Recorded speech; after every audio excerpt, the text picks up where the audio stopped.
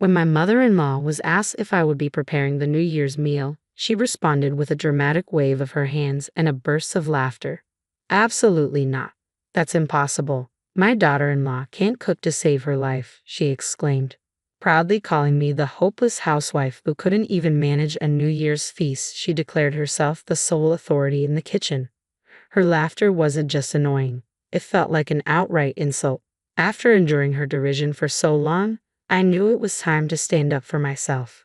My name is Natalie, I'm 29, and I got married last year. As a full-time housewife, I take pleasure in cooking, and thankfully, my husband isn't too picky. Anything edible seems to satisfy him.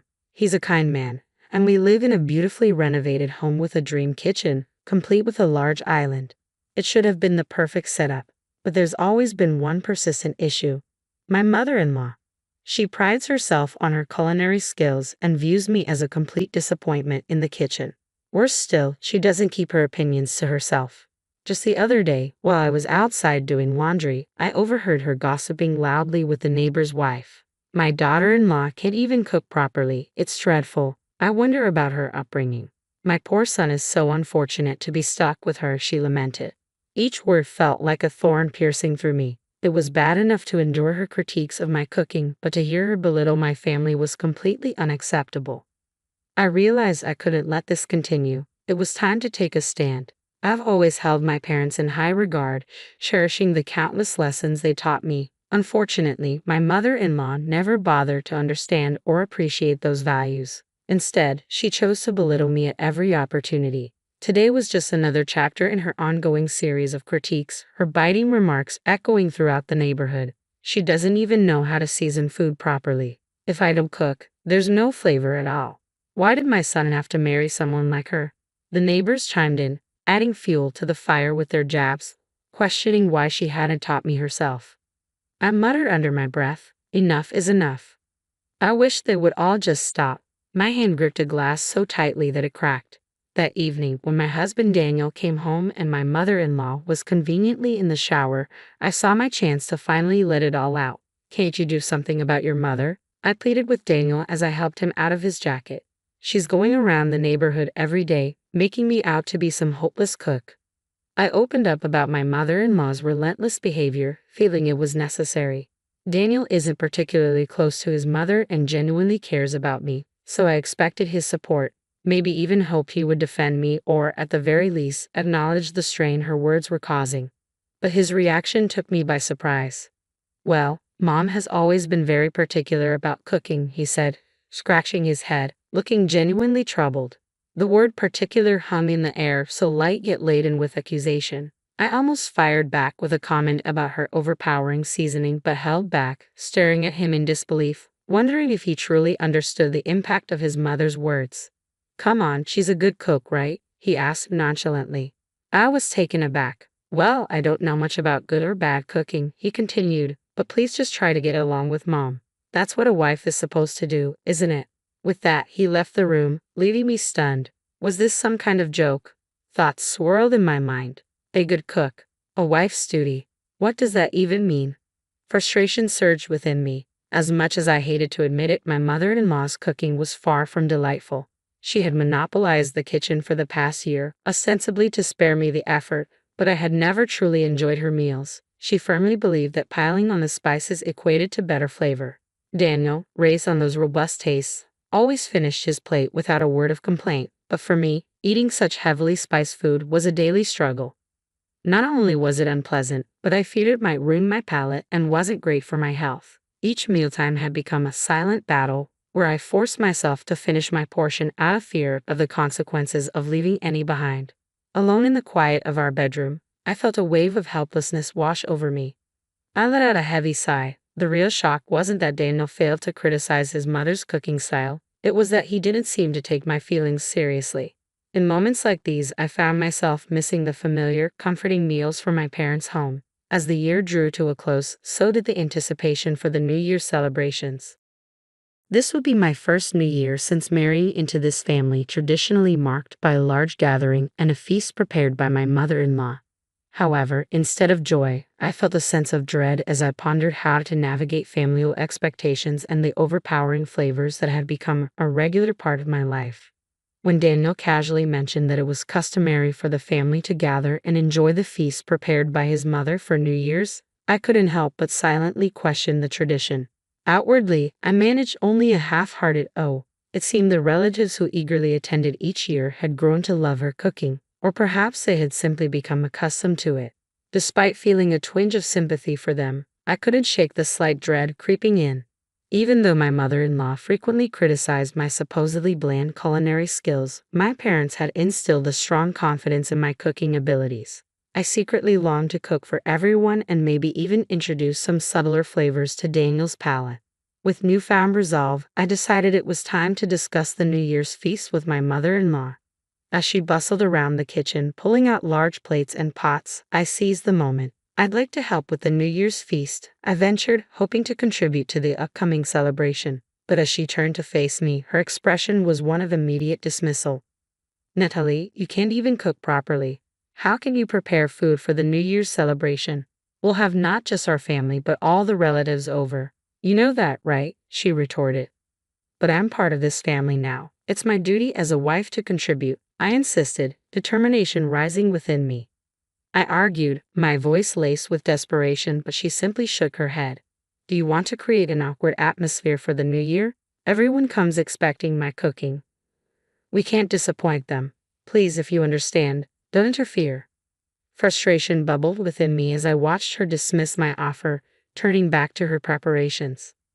When New Year's Day arrived, the house quickly filled with about 20 relatives, more than I had anticipated, many of whom I hadn't seen since the wedding. As each guest arrived, I greeted them warmly, ushering them into the spacious dining room that had once overwhelmed me when I first moved in. The unusually large room buzzed with energy, perfectly suited for such gatherings. Meanwhile, my mother-in-law was already deep in conversation with the arriving relatives, taking center stage in the kitchen and being the heart of the celebration. During the festive preparations, a relative curiously asked, "By the way, is Natalie preparing the feast this year?" My mother-in-law waved her hands dismissively and laughed. "That's impossible. My daughter-in-law can't cook at all. She's a hopeless housewife who can't even manage a New Year's feast. I handle all the cooking around here," she declared. Her laughter sounded harsh and unwelcoming. It was not a light-hearted joke, but a pointed insult directed at me. At that moment, I reached my breaking point. "Mother-in-law, please let me prepare the New Year's feast this time. If it doesn't turn out well, you can always make a palate-cleansing dish," I suggested, breaking the tense silence that ensued. After a brief pause, the room began to buzz with whispers from the relatives. "Well, I certainly don't want a disappointing meal, but they say practice makes perfect, right?" my mother-in-law said, her tone conceited yet reluctantly acknowledging the shifting tide of opinion among the relatives in favor of giving me a chance. "All right, fine. If it doesn't work out, Freda can step in," she added. "Very well then, Nat, you can take the reins this year," she stated, her words tinged with reluctance. "But remember, I can always step in, ladies and gentlemen, so indulge this hopeless housewife's whims for once," she announced, her tone dripping with patronization. But with my heart swelling with pride and determination, I was ready to showcase my cooking skills to everyone. This was my chance to change their perceptions. I poured my heart into preparing the meal, and as I presented the beautifully arranged feast on a large platter, exclamations of admiration filled the room. "Wow, the meal turned out perfectly. It looks delicious. Well done, Natalie. This isn't something just anyone could pull off," they praised enthusiastically. Amidst their compliments, my mother-in-law, who had just returned from shopping for her so-called palate-cleansing dish, glanced at my spread. "It looks all right, I suppose, but it's probably bland," she remarked, emphasizing the word probably and clearly reluctant to acknowledge my success. Ignoring her comments, I focused on distributing paper plates and forks to the relatives, encouraging them to enjoy the meal. Meanwhile, my mother-in-law hurried back into the kitchen to prepare what she deemed necessary, keeping a watchful eye on us as if expecting to intervene at any moment. The relatives tentatively began sampling the dishes I had prepared. As I watched the guests sample the dishes, a murmur of approval began to build. My mother-in-law, not one to miss an opportunity, chuckled with apparent satisfaction and announced loudly, "See? I told you this is why she's the incompetent daughter-in-law. She turned to the crowd, adding, "You don't need to force yourselves. I'll prepare the palate-cleansing dish right away." Tom dripped with triumph, as if she expected to salvage what she assumed would be a culinary disaster. However, her satisfaction was quickly overshadowed by the sounds of genuine delight coming from the dining room. "This is the first time I've tasted New Year's food this delicious. It's like something from a fancy hotel." "Natalie, where did you learn to cook like this?" exclaimed one of the relatives, their praise electrifying the atmosphere. Amidst the lively crowd, my mother-in-law stood momentarily stunned into silence by the unexpected approval.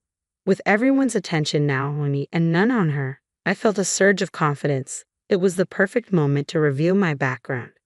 "I grew up in a family that is deeply passionate about food," I began, my voice steady and clear. "My family owns a renowned French restaurant celebrated for its authentic cuisine and even recognized in the Michelin Guide. My father is the fifth generation overseeing culinary operations, and my mother, from a long lineage of chefs, supports him wholeheartedly. From a young age, I absorbed the art of cooking by observing my parents, honing my skills as they expertly crafted every dish.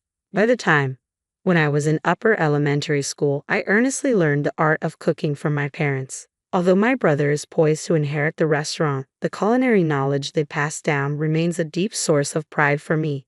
This revelation shifted the atmosphere in the room, further cementing my newfound respect among the relatives and leaving my mother-in-law to contemplate the unexpected turn of events. As the room buzzed with impressed voices, I felt a profound connection to my heritage, finally proud to share my true culinary roots. That's why I found it impossible to tolerate my mother-in-law's dismissive remarks and actions that undermined my skills. To her, dismissing my cooking was akin to denying my parents' legacy and the restaurant that had been a cornerstone of our family for generations. I had mentioned this before I got married, but it seemed to have fallen on deaf ears. My mother-in-law often treated me condescendingly, viewing me as just the daughter of a quaint countryside restaurant. Daniel, largely indifferent to culinary nuances, probably couldn't differentiate between a family-run establishment and authentic French cuisine. I sometimes questioned why I had married into this family, a thought I muttered under my breath as I turned to the sound of someone calling my name, meeting the gaze of several pairs of expectant eyes. "We have seconds. I want more." Despite the generous portions I had prepared, everything had been completely devoured. A wave of happiness washed over me, and I felt tears welling up. Receiving praise for my cooking should have felt routine, something I had known before marrying, yet over the past year, I seem to have forgotten that sensation entirely. "Yes, I'll prepare more right away," I declared, renewed determination surging through me as I hurried out of the room. As I passed by my motionless mother-in-law, I noted that she had, after all, brought some ingredients, despite her earlier criticisms. "Mother-in-law, I'll use these ingredients," I announced, but she offered no reply. The groceries sat untouched in the kitchen as I reached into the supermarket bag to inspect its contents. Just then, 4 women entered the kitchen. Could you teach us how to cook too?" one of them asked, their faces eager with anticipation. I glanced up to see them lined up before me, their ages varying from my own to that of my mother-in-law's. This unexpected request bolstered my confidence. Here was a chance not just to share my heritage but also to foster a bond over our mutual love of cooking, transcending generational and family boundaries. It was a moment of validation, a chance to demonstrate the depth of my skills and the rich culinary legacy I carried. As I looked into their eyes, each gleamed with the same eager curiosity. "The food was amazing. We'd love to learn from you," they enthused. Hearing those words ignited something within me. I had never considered teaching cooking before, but witnessing their admiration awakened a newfound desire to share my knowledge. With a smile, I gladly agreed to teach them, and the room erupted with excitement. The group began animatedly discussing how they would impress their husbands by honing their cooking skills. Thus began an impromptu cooking class. My mother-in-law watched us from a distance, her expression unreadable as she silently tidied up. As we concluded the class and the dishes were served, they were met with enthusiastic praise. I must admit, Grace's cooking can be a bit too salty for my taste, but Natalie's dishes are delicate and refined, truly professional French cuisine. Jennifer, one of the participants, beamed with joy at the recognition. Feeling a mix of pride and unease, I offered a faint smile to my mother-in-law. but she remained focused on cleaning, undisturbed by the ongoing praises. Just as I pondered how to ease the tension, Daniel stepped in with a decisive statement. I actually prefer Natalie's cooking. Mom's strong flavors have always made me concerned about salt and health. Going forward, Natalie should handle the cooking regularly. His words seemed to take my mother-in-law completely by surprise, and before long, she quietly withdrew to her room. The news of my culinary abilities spread quickly among my relatives, marking a significant shift in how they viewed me and my place in the family. This unexpected turn of events not only bolstered my confidence but also subtly shifted the household dynamics in ways I hadn't anticipated. As word of my culinary talent spread, I soon found myself receiving requests to teach cooking classes. Initially hesitant, I remembered the joy from the impromptu New Year's cooking session and decided to embrace the opportunity. People genuinely valued my skills, and through word of mouth, my reputation as a skilled chef of authentic French cuisine grew rapidly. Before I knew it, I was featured in media outlets and celebrated as a housewife renowned for her cooking. Requests for my classes began pouring in from all over the country. Life, I learned, is wonderfully unpredictable. This unexpected journey even led to a feature about me in a prominent cooking magazine. In the article, I spoke about my culinary heritage and my father's influence on my skills. As for my mother-in-law, who had once spread less than flattering rumors about my cooking abilities, she ceased commenting on culinary matters altogether after the shift in family and public opinion. Over time, she gradually stopped cooking entirely, leaving me with full responsibility for meals in our home. Despite the increased busyness, we now live together peacefully, a significant change from our earlier days.